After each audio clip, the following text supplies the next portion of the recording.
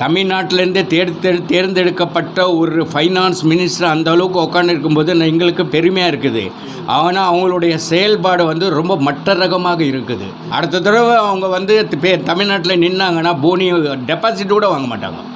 அவங்களுக்கே தெரியும் பேரிடர் வந்து தூத்துக்குடியில் எவ்வளோ கஷ்டப்பட்டு மக்கள் வந்து இதாக இருக்கிறாங்க. மனிதாபமான முறையில் ஃபைனான்ஸ் மினிஸ்டர் என்ற ஒரு தகுதி அவங்களுக்கு இல்லை.